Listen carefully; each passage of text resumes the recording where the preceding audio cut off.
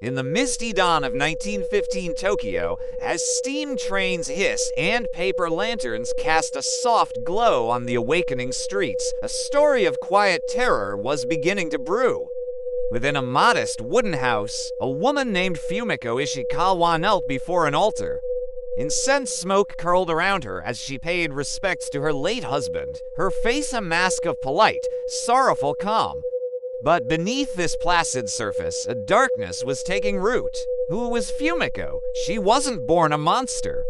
Her story began in the sun-drenched rice fields of rural Japan, a young girl working alongside her parents, her hands calloused, her spirit simple. Life was hard but straightforward. Then came marriage.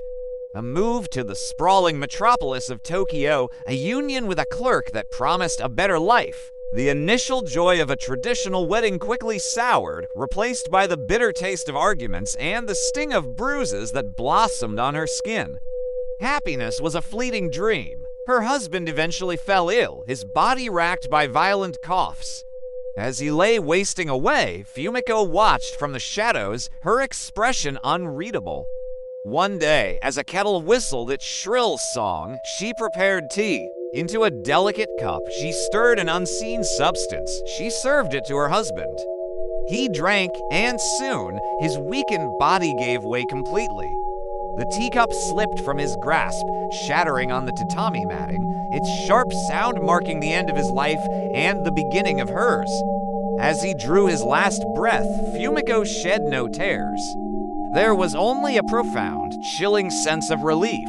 Dressed in traditional black mourning clothes, she bowed gracefully to neighbors who offered their condolences, her grief a perfectly performed act.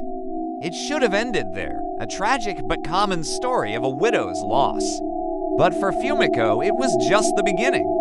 The power she felt in that final moment was intoxicating. As dusk settled over Tokyo's narrow alleys, casting long, dancing shadows from flickering lanterns, Fumiko began a new routine.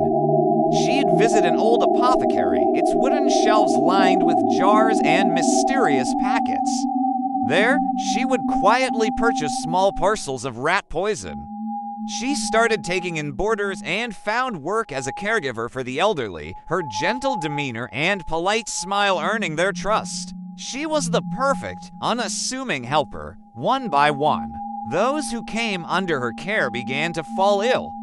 The symptoms were always the same, a sudden, agonizing sickness that quickly consumed them. And always, Fumiko was there, offering a comforting cup of tea. After each death, she would calmly clean the teacup, her movements precise and unhurried. The simple act of washing a dish became a ritual of erasure, wiping away the evidence of her silent, deadly work. By candlelight, she would count the meager earnings from her deceased employers and lodgers. The money wasn't the point, it was a token. The real prize was the intoxicating feeling of control. She, who had been powerless for so long, now held the ultimate power over life and death. Her reputation grew, not as a killer, but as a woman tragically touched by misfortune. People whispered about the bad luck that seemed to follow her. They saw a poor widow, and they pitied her.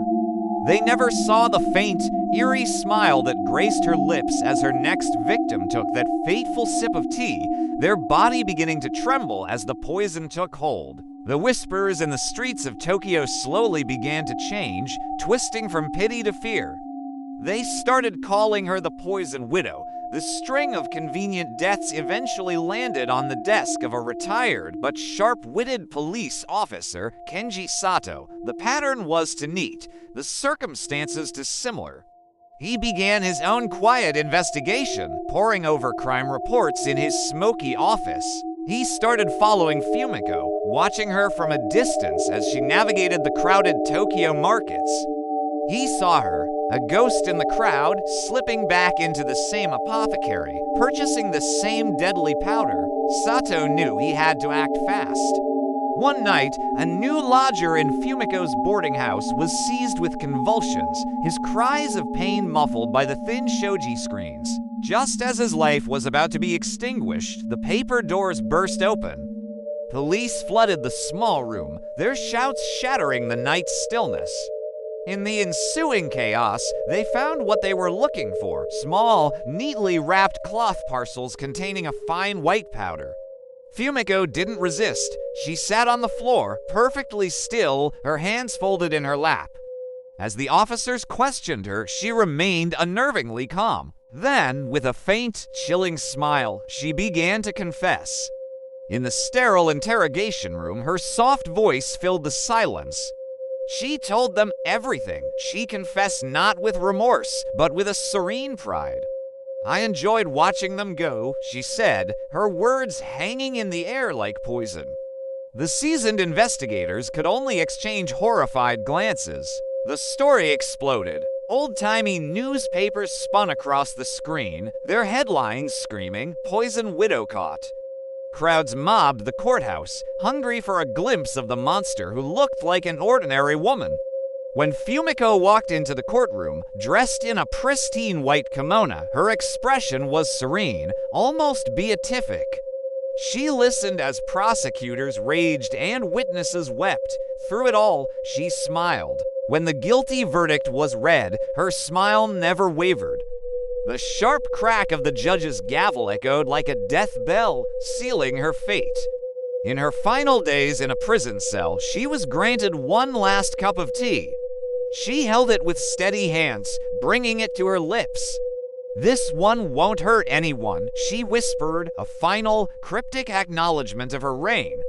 At dawn, the gallows loomed in the thick mist. As the coarse hood was placed over her head, her face remained a mask of tranquility. The lever dropped, and then silence. Back in her small, empty room, a single teacup sat on a wooden table. The last wisp of steam rose from it, curling into the air before fading into nothing, just like the lives she had taken.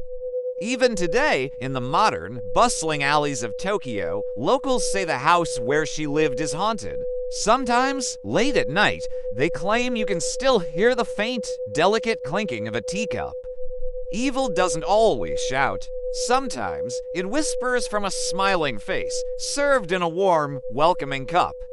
It's a chilling reminder to be kind, but never, ever be naive. Thank you so much for watching. If you found this story as haunting as I did, please consider liking this video and subscribing to the channel for more dives into the darkest corners of history. Stay curious and stay safe.